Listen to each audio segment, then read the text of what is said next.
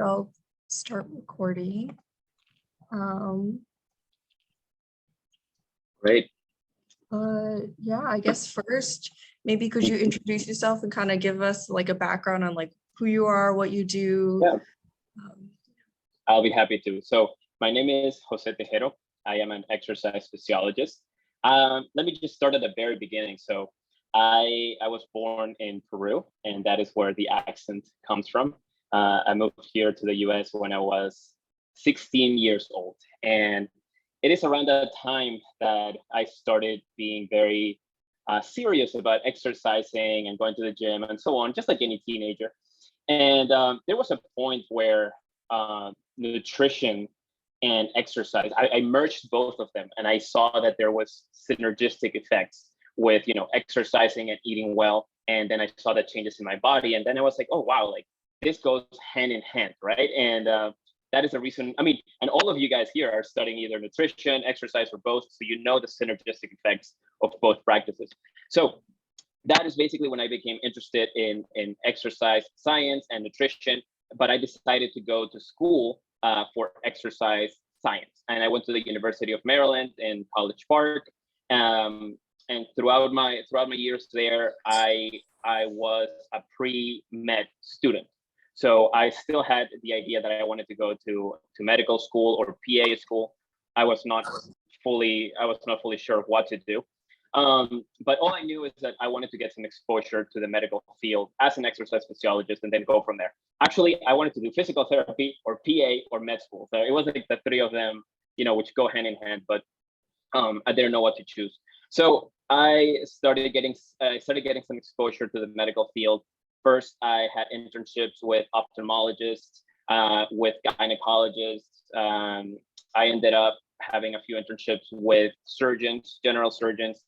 And this is during my last year of school as an exercise physiologist. And on my last year of school, I had an internship with two family medicine doctors that happened to be physicians that practice lifestyle medicine. And I don't know if you guys have heard of lifestyle medicine, but it's a real branch of medicine that focuses on, like its name says, changing the lifestyle of the patient instead of putting them in lots of medications, right? And everybody here knows that lifestyle is physical movement, your daily movement patterns, nutrition, what are you eating every single day, and basically your mental health, what are you doing to minimize the stress and so on, right? So this branch of medicine focuses on changing the lifestyle of the patient to prevent and reverse certain conditions, mostly metabolic conditions like type 2 diabetes, high cholesterol, hypertension, gout, anything that stems from having insulin resistance. So this is what these doctors did for a living, practice lifestyle medicine. And I was lucky enough to be an intern at their practice for almost a year. And that is where I learned the power that plant-based nutrition has on metabolic conditions like type 2 diabetes. And that is basically when I decided that I didn't want to go into medicine, because medicine is kind of like treating, I mean, part of medicine, if you practice lifestyle medicine, you can use lifestyle and medications. But I didn't want to get to that point where my patients were depending on medications and so on. So I wanted to do something prior to people like reaching those conditions, type 2 diabetes, high cholesterol, and so on. So I started asking myself, what can I do to prevent the population of the world to get to that stage, right? To get to having metabolic conditions. So I was very confused during my internship because, first of all, I needed to apply to med school, but I didn't want to be a doctor, so I didn't know what my future was going to look like. And this led to me creating an Instagram account just to share the power of lifestyle medicine and the power of plant-based nutrition to reverse type 2 diabetes. So I focused on type 2 diabetes because that is, I don't know if everybody here knows, but I have a business with a dietitian called Reversing T2D that helps people prevent and reverse insulin resistance, right? So I'm going all over the place, but basically what I did during this year of confusion, where I didn't know if I wanted to be a doctor, or what I wanted to be, I created an Instagram account called Reversing T2D, where I shared a lot of information that I learned from these doctors And I was posting recipes that people can, start eating to prevent and reverse type 2 diabetes. I started posting exercise routines so people can increase their daily movement patterns. And I started posting mental shifts to have if you have type 2 diabetes, like stop thinking that it's a chronic lifelong condition, start thinking that you can actually reverse it, and so on. And little by little, this account started growing because I think, no, I don't think, I mean, type 2 diabetes is one of the conditions that like most of America has. Like a lot of Americans are either pre-diabetic or type 2 diabetic diagnosed at least. And then there's a huge part of the population that are insulin resistant and they don't even know it. So this account grew a lot, very, very quick, because a lot of people wanted to know what to do to reverse this condition. And little by little, I started increasing my exposure. And then I met a dietitian. Her name is Diana, and she became my business partner. We basically fused our forces, exercise physiology and nutrition. She practices medical nutrition therapy, right? So we both merged those forces to create a program that would help people reverse the underlying cause of type 2 diabetes. And that is basically like a little summary of how everything started. And well, I can go ahead and talk about the program now, or any questions that you guys have. But basically, that is how my life led me to create this program for type 2 diabetics. And as of now, about 700 people have gone through the program and have seen great results on their A1C, on their fasting blood glucose. People that had high cholesterol also were able to get back in normal range. Same with hypertension and so on. So that just tells you that there is a lot of power on this lifestyle medicine and plant-based nutrition to reverse this kind of conditions. Yeah, so that's a little bit of me. It's a little bit of the story behind it. Yeah, thank you. And yeah, I guess, could you talk more about the program? Like how did that come about? How did you design it? Yeah. How did you like decide that you wanted to focus on type 2 diabetes? Yeah, so Diana also comes from a medical background. She also had internships with doctors, and she ended up having an internship at a dialysis unit as a dietitian.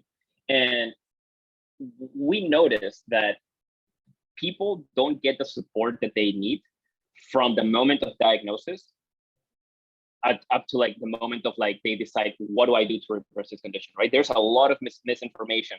Once you're diagnosed with type 2 diabetes, the doctor gives you either metformin or they tell you, go ahead and change your diet, and then they send you on your merry way, hoping that you improve your health by yourself.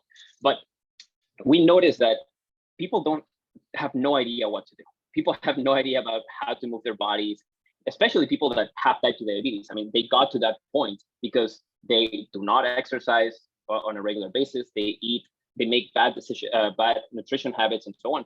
So we started brainstorming, and we were thinking like, okay, what do we do to take somebody from diagnosis to empowering them to make a lifestyle change in order to reverse this condition? So the step number one is knowledge. Like, you need to know exactly what to do, what is causing insulin resistance, and what type of approaches you have at your disposal to reverse this condition. So what the program does is it teaches people what is insulin resistance, what is type 2 diabetes, what causes it, what lifestyle habits lead to the development of insulin resistance. And then we take them through a series of steps. It's actually, we call it transformational phases, in which we teach our clients to reduce the amount of oils that they consume, refined carbohydrates, animal meats, and saturated fats mostly, right? So we take them through a gradual approach to change their diet to a plant-based whole food diet. So we do that through the span of 10 weeks. It takes a long time to take somebody from step 1 all the way to step 10. And we also give them meal plans that they can get inspiration from. Every single week, we deliver a meal plan for them so they know what to eat every single day of the week. We also provide them with a community forum where all the members are there sharing their experiences about how their journey is going. And we give them private access to myself and Diana to ask any questions. So we have noticed that setting up the program in that way leads to success, because people, one, have the information, two, they know exactly what to eat and how to move their bodies, three, they have a community of people that are going through the same journey, and four, they have access to experts on type 2 diabetes. So we called it the Reversing T2D 10-week program. And yeah, that is a little bit of how it works and what we're doing now. Yeah, great, thank you. And I guess there's a question in the chat. Do you see clients in person, or is it an online program? It is an online program. It's fully online. I'm located in Washington, D.C. Diana is located in Boulder, Colorado, and we coach fully online. We have a software where everybody can log into the online course. They can log into the community forum and to the chat feature to talk with us. And for our private clients, we coach them via Zoom. So everything is online. Mm-hmm.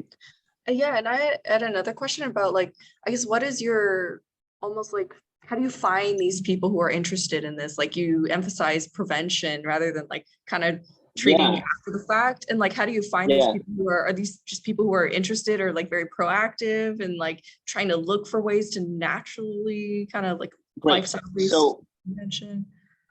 I guess I wasn't very clear at who the program is aimed to. It is aimed to people who want to prevent, but also people who want to reverse it. Because there is research out there showing that you can reverse insulin resistance. And I mean, if people are interested, I can go ahead and talk a little bit about the pathophysiology about it. But to answer your question, Diane and I are constantly on Instagram, and we just created a TikTok channel that is about to reach 220,000 followers. So we got a lot of people like watching our videos, and all we do is just like, I pull up my phone whenever I have like an idea that can help somebody, and I go ahead and start recording and post it out there. And like I said, because there's so many people that need this help, these videos go viral, and then they stumble upon our website, and then that's how they find out about our program. And then they go in, and then they see the results. There's a word of mouth component, talking to other people about what program helped them, and so on. So yeah, that's basically how we find people that either want to prevent it or actually reverse it. And I would say the majority of people already have pre-diabetes or type 2 diabetes, and what they want to do with our program is get back to normal ranges. Yeah. And I also want to be clear on something. There's a lot of confusion on the term reversal. Reversal doesn't mean that you can go back to your old eating habits and to your old movement patterns of being sedentary and that you're going to be fine. No, reversal requires you to make this your new lifestyle. And that's what we're trying to do. We're trying to make people healthier by adopting this better lifestyle that will improve their quality of life right now and in the long term. Yeah. I see somebody with a hand raised. Yeah, Priscilla?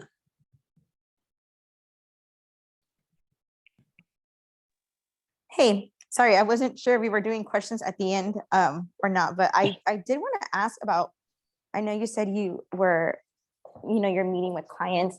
What has, especially as a Spanish speaker, what has been your experience in like educating the patients and the information that they come back with, like the confusion that they struggle with, and like the misunderstanding that they deal with? How do you fix that for them? I hope you know exactly what I'm talking about. No, I know what you're talking about, because there is a lot of misinformation when it comes to type 2 diabetes. A lot of people blame the carbohydrates, and when in fact the problem were never the whole complex carbohydrates. I mean, there's no vegetables, fruits, whole grains, legumes, seeds, and nuts and seeds that ever gave somebody type 2 diabetes, right? So people can't come with that misinformation in their heads. So the first thing that we have to do is explain what is the true cause behind type 2 diabetes, what is actually causing insulin resistance at a cellular level, and basically rebuild from there. We have to go ahead and break down their old belief patterns about carbohydrates being bad, and go ahead and start giving them the necessary information to build from there, and so they can make better nutrition choices. Now, I mean, like you said, then we give somebody a session, and then they go ahead and implement a whole food plant-based diet, and then a week later they come with more confusion, like, oh, but my blood glucose went a little bit higher, like during the first days of this transition. So carbohydrates are bad for me, and you're telling me to eat carbohydrates. And again, we have to break down the old belief patterns that carbohydrates are not bad for you, and that there's going to be a transition period because you're still insulin resistant. And over time, over the period of 1 to 3 weeks, you're going to become more insulin sensitive. Your cells are going to start responding to insulin again, and you will be able to metabolize carbohydrates again. So to answer your question, it's a back and forth of coaching somebody. And that is why it has to be like a 3-month, 4-month commitment to the coaching program, because people implement the changes, they come back with questions and confusion, and then we give them an answer, and then there's just a back and forth of coaching somebody. So I don't know if that answered your question. Maybe. Yeah, it does. I think, yeah, like you said, the key, I think from what I've seen, just like with parents and like family members and other people that struggle with diabetes, they'll go to a couple sessions, maybe 3. But like you said, it in this situation, it does seem like to fully understand like each food, it is a process of more than three sessions, like you said, 3 months or whatever. Yeah. So yeah, I think that's where it is. Thank you so much. For sure, absolutely. It's definitely a process. It takes time for somebody to become confident on their new nutrition habits and lifestyle. So yeah, I would say take some time. Let's see another raised hand. Diana. Hi. First, I want to say thank you so much for taking the time to speak to us. We have like fresh dietetic careers kind of ahead of us. And I think a lot of us are trying to figure out where we're going to take our careers. And personally, I feel like I love to hear that you guys are successful in what you're doing, because my goal too is to form something that's kind of out of the box, as opposed to sort of these plans that are laid out for us, career paths as dietitians. So my biggest question is, what sort of resistance, if any, did you find, creating your own path as, with a dietitian and, this health program, versus getting stuck, in an institutional setting or clinical setting? Okay. What kind of resistance I found on the way? Okay, so first, let me say that I'm very happy to be here, because you guys are like the future. And in the next few months, you're probably going to be creating your own careers and helping people reverse conditions or prevent conditions. So I'm very happy to be here and give you some ideas on what you can do. Now, coming with resistance, well, the only thing that I can think of is that I am not a dietitian, so I cannot practice medical nutrition therapy. And that is why this partnership with Diana, my co-founder, worked out perfectly, because I was going to find a lot of roadblocks if I was not a dietitian, because type 2 diabetes is a medical condition, and you need to have nutrition, you need to have knowledge on how to treat this with food, right? I could have all the knowledge in the world about how like the pathophysiology works of insulin resistance. I could be very knowledgeable on nutrition. I could know as much as a dietitian, but I don't have that license, right? So that would be like the only roadblock that I maybe found at some point, but it was quickly dissipated by Diana joining the team. Now, other roadblocks, to be honest, I feel like we have had a pretty smooth sailing since we started everything. I would say, I mean, I'm going to speak for Diana here, because she, as a dietitian, she was starting to work at a clinic and a hospital, and she was going to be in an institution, like you mentioned. And she just took the leap of faith, and in really believing that she could grow a business online. And I feel like that is all that takes. All it takes is to like believe that you can make a dent in society by putting yourself out there. And that, I feel like that is something that a lot of dietitians or exercise physiologists are not doing. They just go through the motions of what school tells you to do, get an internship, and end up working at a clinic, get an internship and work as a cardiac rehab exercise physiologist or something, right? But the possibilities are way bigger than that, with especially now with technology and social media. Like, you can put yourself out there and you can create a legit practice online, and one thing would lead to another and to another and to another. And I say this from experience, because we started this as a coaching program. Like, this is just going to be a coaching program, exercise physiologist, dietitian, and that's just like change the lives of 30 people per month. And now we're thinking bigger. We're thinking like, okay, maybe we can make this a healthcare tech company that changes the lives of 100,000 people a year. You know, like, that is a way that like putting yourself out there is going to start changing your mentality about the things that you can achieve with your knowledge. And everybody here has nutrition knowledge, exercise knowledge. I don't know if you guys are on Instagram, but by putting your beliefs out there, there's going to be people that resonate with them, and that they're going to need your help. And eventually that's going to lead to another thing and to another thing. And hopefully you can make the next big thing that will help people. Does that make sense? Yes, thank you. That was some great insight. And then one final question from a business perspective is, are coaching services covered by health insurance? Like, are you able to accept health insurance essentially, or is that something that you're hoping to work towards based on like business model? I know that gets complicated. Yeah, so you can use FSA, HSA to pay for our coaching program, and then we can give you like a super bill that you can turn into your insurance, and then your insurance will decide if they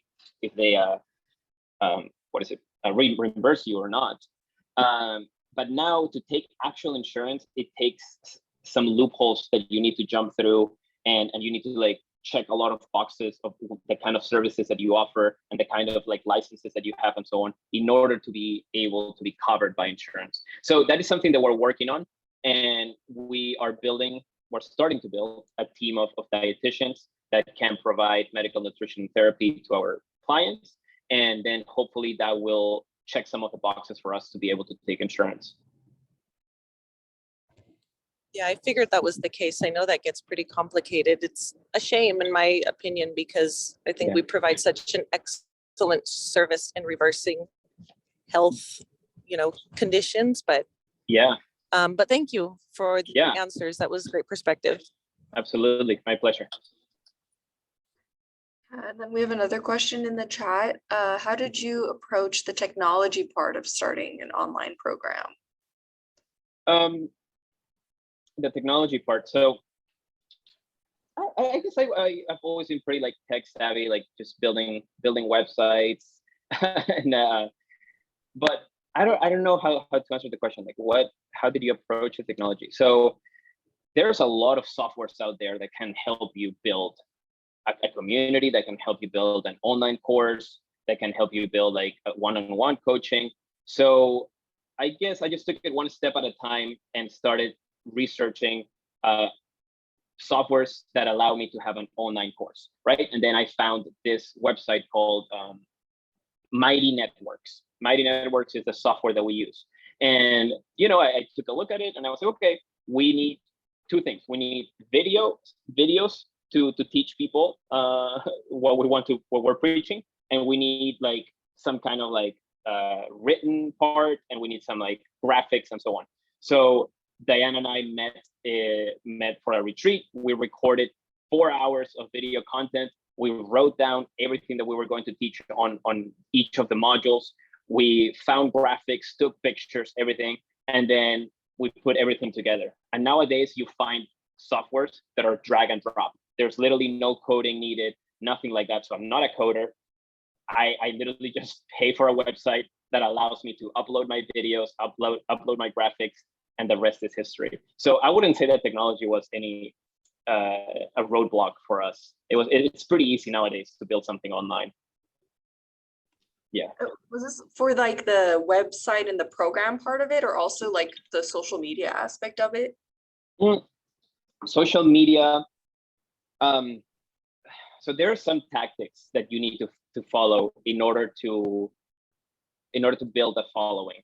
And that is being super consistent with what you do, responding to everybody on social media, having a link that sends people back to your website. So those are the tiny things that you learn over time by either watching other successful people on the niche or literally researching on Google, how do I build an online business? And then they teach you everything that there is to know about social media. But I would say that's something that really transformed Reversing T2D as a business was the exposure that we're getting on TikTok.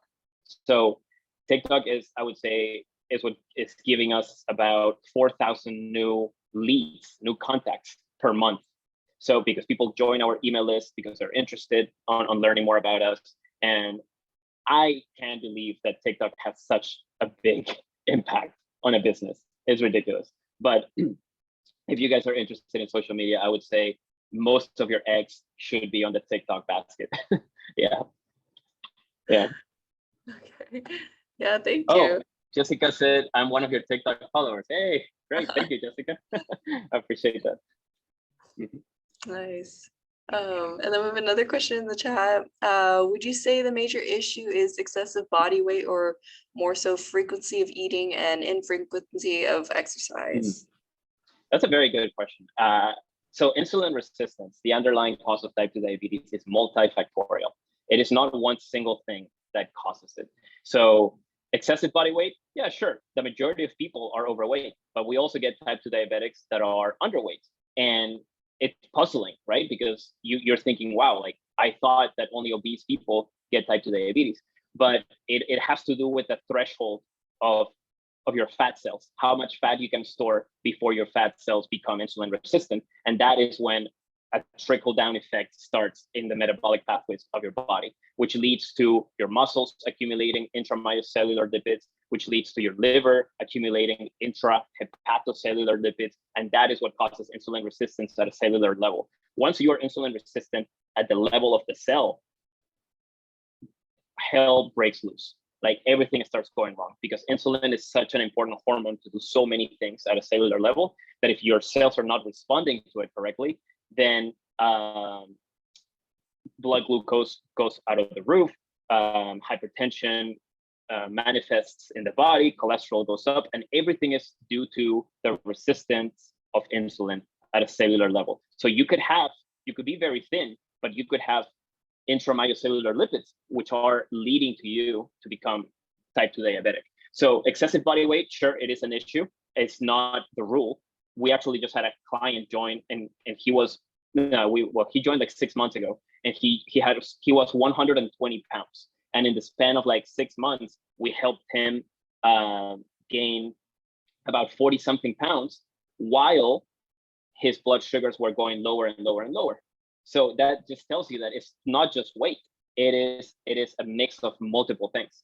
Now, the frequency of eating definitely plays a role, but more than that is the macronutrient composition of your eating habits. If you're eating refined carbohydrates with oils and saturated fats, that is a problem. But if you eat hummus and carrots every 30 minutes, nothing is going to happen, right? So it has to do with the macronutrient composition of what you're eating, not so much the frequency. But of course, nobody eats every hour. That was just an example. and in frequency of exercise. Yes, literally just being sedentary can lead to the development of insulin resistance. Even if like your diet is like quote unquote healthy, if you don't move your body, that leads to becoming more resistant to insulin. So again, to answer that question, it's multifactorial, multiple things affected. Yeah, hope that helps. Yeah, that's great. Thank you. And I had another question about like more of the program and the social media. So like how long did it take to create like the program, like your program, all the content for it and everything, to like write it all up and then record everything? And then how long did it take to kind of build the social media following?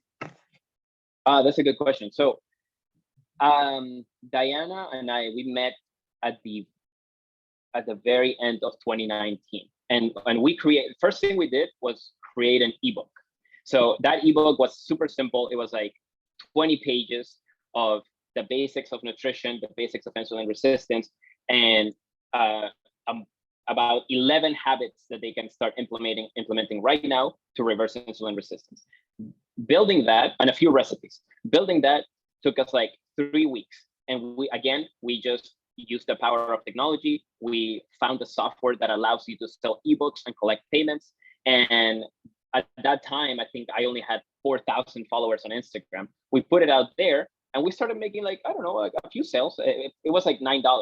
And we started making sales, like I would say one every couple of days, right? So we were making like 15 sales a month. That lasted for a couple months. And we were like, okay, there are some people that are really interested in this, and let's start building a course. Now, the online course building took about 4 months, 3 months. You know, it did take some serious work on both of our ends.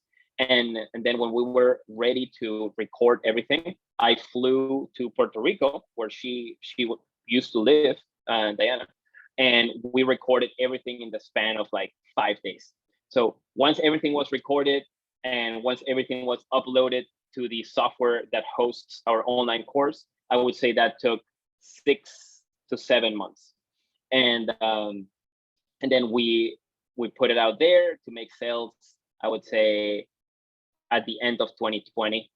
And then basically 2021 was our first year in business. Yeah. So and to answer your question about the following, I mean, right now, Instagram, I think we only have like 30,000 followers. And we grew that amount in the span of 1.5 years to 2 years. But I would say that, like I said it already, the majority of people are coming from TikTok. Yeah, that's really cool. Thank you. And then we have another question in the chat. Do you focus only on individuals with type 2 diabetes, or do you meet with other individuals that are interested in improving their health? Great question. So the program is called Reversing P2D. So everything that you will find in there is mostly about type 2 diabetes, right?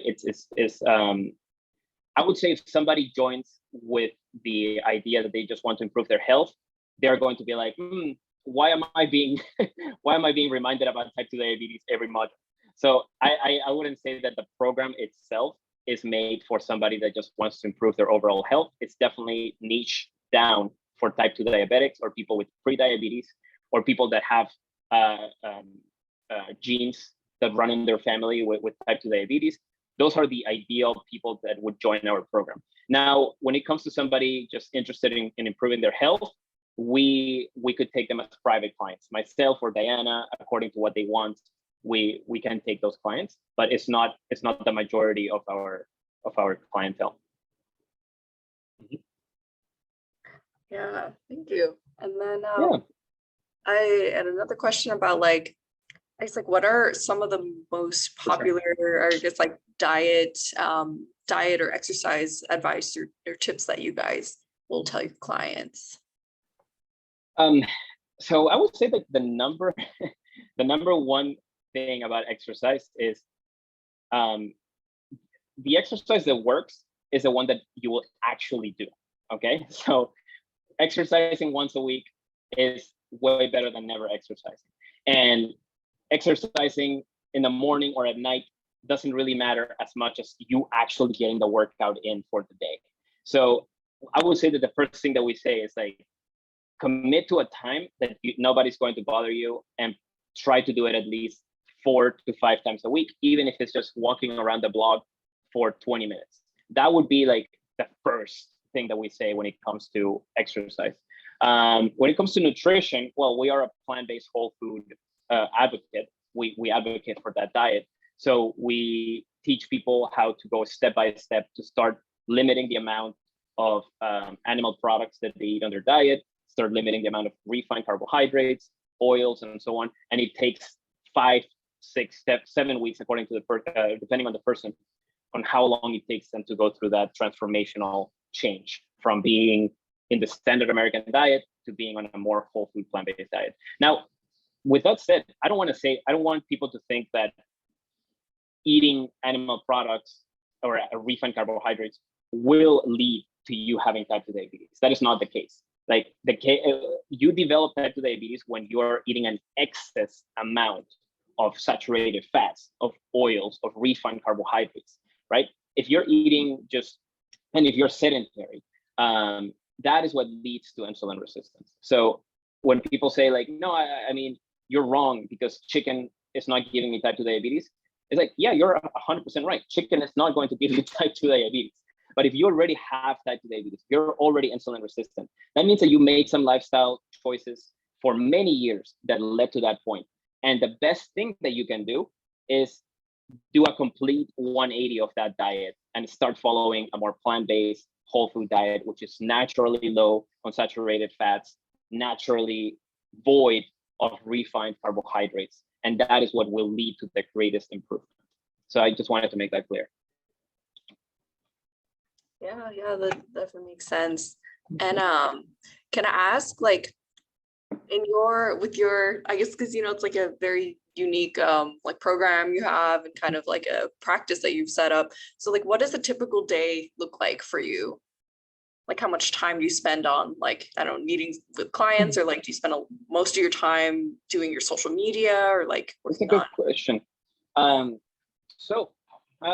Most of my day, I mean, I would say I have an average of 1 private client per day, but that takes me like an hour and maybe 30 minutes prior to that meeting to just prepare a little bit. We have a forum, a community forum, where people are posting questions constantly. And that would take about 2 hours of my day, sometimes less. Social media, we have a goal of posting almost every single day on TikTok, and that takes about a couple hours of my day.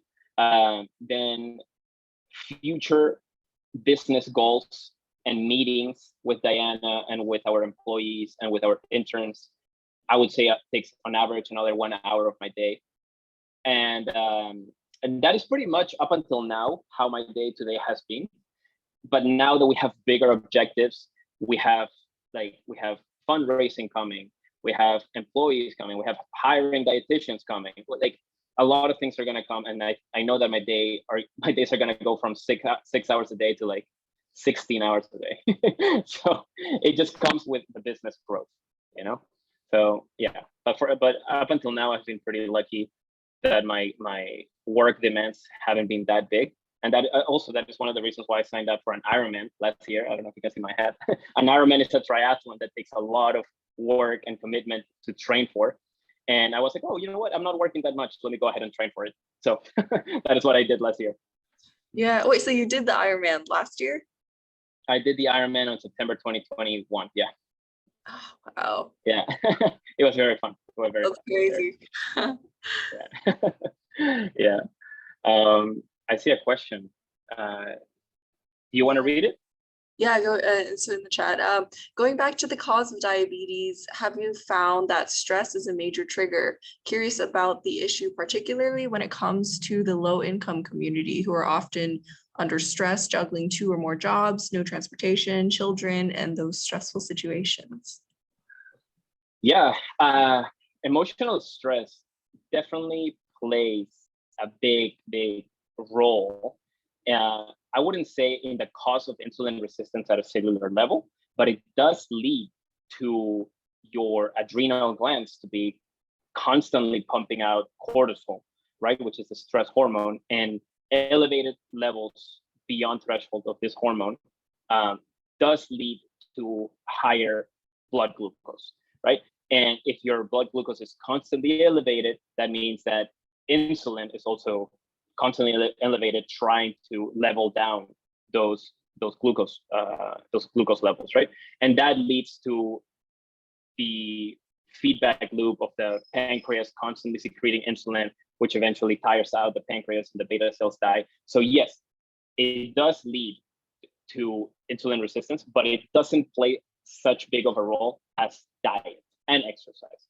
So we definitely do play, we do pay attention to people that are under chronic stress. And as a matter of fact, we just hired Diana's sister, who is a mindfulness practitioner, to teach yoga and meditation classes on a weekly basis to the members of our program. So yeah, absolutely. Like we play that, we put that into consideration, and people who join our program and want to improve their mental health will have an option to do so this way. Yeah, thank you. And Yeah. I guess like I have another question about like, do you guys also need to work with like doctors if your clients are on different medications? So do you like talk to their doctors to work that out, or just like kind of do it through the patient? How does that work? So you're asking if we work with doctors and their patients and like basically close a loop of the healthcare team? Yeah, what does that look like? No, we actually have never, maybe one private client that actually put us in contact with their primary care practitioner. And we did share labs together, and we shared a treatment plan for the patient. But besides that private client, for our usual members that are joining our program, we don't really talk to their physicians, but we do tell them that they have to tell their physician that they're making a lifestyle change, and that if they're taking medications, please don't go off medications until your doctor tells you to do so. And we give them resources on how to talk to their doctor about this, about a de-prescription process. If they're on insulin, absolutely, please go ahead and get an approval of your doctor before you can join this program, because you're going to become insulin sensitive very quick, and it will lead to you over injecting insulin, which we don't want to happen. So we do give those disclaimers that there needs to be a connection with your physician before you join the program, but we don't really have that connection with them, with physicians. It is something that we have been thinking about. Maybe it would be great if we can provide our own physicians to basically talk to our members, but we haven't really figured out the logistics of how that would work. Yeah. And so like so I guess if you were to do that, it would be with your private clients, right? Yeah, because you can give more time to a private client, and I don't mind talking to the physician of a private client or anything like that. But when it comes to like the usual member in our program, where I cannot give so much of my private attention to it, it is hard to communicate with so many physicians. Yeah. And so like, I guess how would that work with like your other private clients? Are most of them on medication as well, and like ordering labs through, or getting labs ordered through their doctor and things like that? And then do you like keep up with that, or do you have to keep up with all of that for your private? You mean for private clients? Yeah. We haven't had many that are on insulin, which is like the number one thing that you really should be keeping an eye on. We have had clients that are on medication, and I would say after 3 weeks of being in the program, they're saying, wow, my blood glucose is going really low. And we tell them, hey, go ahead and start a de-prescription process with your physician. Go ahead and get blood work tomorrow, and then we can go from there. But medications is not something that we really get involved with, just because it's outside of the scope of practice of an exercise physiologist or a dietitian. I mean, I don't think a dietitian can be prescribed, right? No. So yeah, that is not something that we really deal with that much, but we do keep track of everything that a client says, all their labs, that we keep track of everything just to make sure that we see the progress that somebody's making. Now that being said, now that we're growing, we have to be like HIPAA compliant with everything, and we're working on a software that will allow us to do Zoom meetings on a HIPAA compliant way, store patient health information in a HIPAA compliant way, and so on. But I'm just gonna bore you with that with that thing. But yeah, that is something that we're working on to be like much more, I would say, clinically efficient. Yeah. Okay. Yeah, that makes sense. And if nobody else has a question, I have like one last question. It's not so much related to the your practice and everything. I saw the Ironman hat, and I wanted to ask how you decided to do your training and like nutrition and everything for the race. Everything for the race. Well, it's I mean, as an exercise physiologist and as everybody here in this room, we are fascinated by how our body changes with exercise, right? And we're fascinated by like the tiny changes that happen at a cellular level all the way to like a muscular level and so on, and at a mental level. So my training, even though it was a time commitment, it wasn't really hard for me because I was just in love with how my body was changing every single day. And to answer your question, the way that I trained and I ate, I was eating a lot of calories per day. I would say like 3,000, 4,000 calories a day, always like plant-based, mostly plant-based whole food. I would say there were a few times that I went out with friends and I just ate whatever I wanted. And my training was swimming, biking, running about 16 hours a week. So it was a lot of, it was like a part-time job, just training. And just so you know, like the day of the Ironman, I burned 10,000 calories. So I kept track of how many calories I burned that day, and it was pretty wild. But yeah, I mean, having the knowledge about exercise and having the knowledge about nutrition, I know exactly what to eat, when to eat, how to keep my body fueled, when to rest. I feel like I was the only one of my friends that didn't really get an injury because I knew that rest is as important as training. And I kept telling my friends, resting is king and exercising and training is queen. Resting is the best thing that you can do when you're exercising, when you're training for something like this. So yeah, that's basically what I did. Yeah. Can I also ask, was it hard to like get enough calories when you're eating like a whole food plant-based diet? Like just the volume of eating? No, not really. You're welcome, Diana.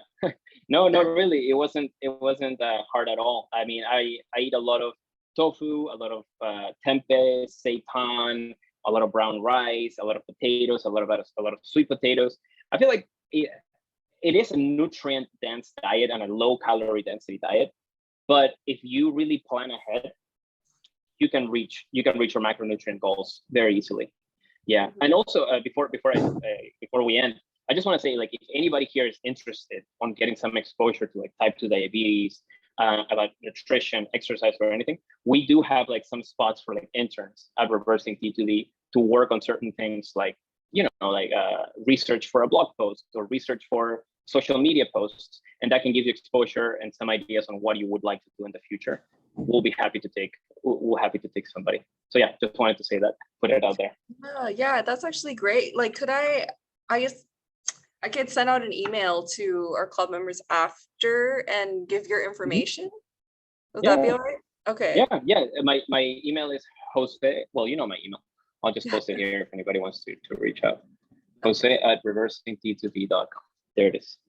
Okay, yeah, that's great. And Priscilla, did you have another question? Or? Yeah, sorry, I'm all over the place. I'm at work. I can chat and ask questions occasionally. Jose, I'm wondering that you would, like, what would you say? I know right now, especially with keto and like functional medicine, do you have? Wait, Priscilla, I cannot hear you that well. It's a little muffled. Give me 1 second. Let me see if I can get them else.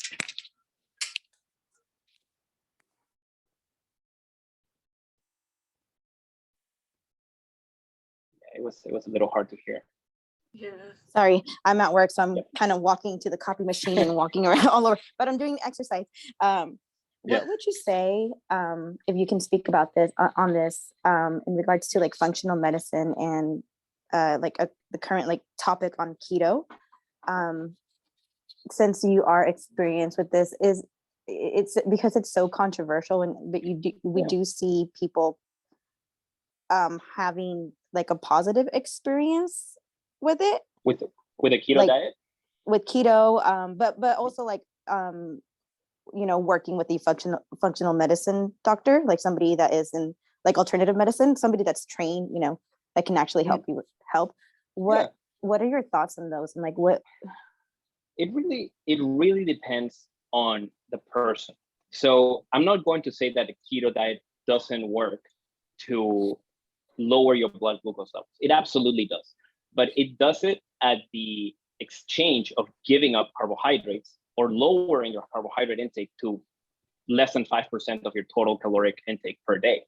And the beauty of a plant-based diet is that you don't have to give up the carbohydrates if you want to reverse type 2 diabetes. So it really depends on what is the approach that you want to follow. Mhm. If you feel like you'll never be able to give up bacon, eggs, and burgers, then the keto diet is for you. But if you believe that you can go ahead and maybe give up those high-fat foods in exchange of eating more whole complex carbohydrates, and that is what you want to follow, the plant-based diet is for you. So it really depends on what is the approach that you would like to follow. Now we can go beyond that, and we can talk about the healthfulness of a keto diet, which has been shown that after a few months or years of being on it, your cholesterol levels start rising, your triglycerides levels start rising. So it might not be the best ideal diet for long-term health, as opposed to a plant-based diet that has been shown to be a feasible way of achieving long-term high quality of life. So again, it's so many things that I need to explain to the person for them Right. to make a decision, a sound decision, whether a keto diet is for them or whether a plant-based diet is for them. Because there are so many approaches out there nowadays, and everybody's an expert preaching an approach now. So it really depends on the goal of the person and what they want to do. Yeah. Awesome. That's a very good answer. Thank you. I know in dietetics, we kind of look a lot at like Mediterranean and plant-based, and keto is kind of pushed to the side a bit. So thank you for that. That answer actually that is much more detailed than I have seen. Thank you so much. I'm glad I could help. Yes, for sure. Anytime. Well, Elle, I have to run to another meeting in 5 minutes that I gotta get ready for. So Yeah. I hope this was helpful. I had a great time talking. Yeah. I don't usually talk that much all by myself, but but I had a great experience with everybody here, and everybody had some great questions. Yeah, no, this was perfect. Thank you so much for joining. Yeah. But I can also send you the recording for the meeting too. But that'll be fun. That'll be great. all right. Okay. All right. Let's All stay in touch, and if there's anything I can help, just shoot me a message. Okay. Yeah, I'll send you an email, ask you about the internship stuff. But yeah, thank you for your time. Perfect. No problem. Take care. Bye-bye. Bye, Jose. Thank you. Bye.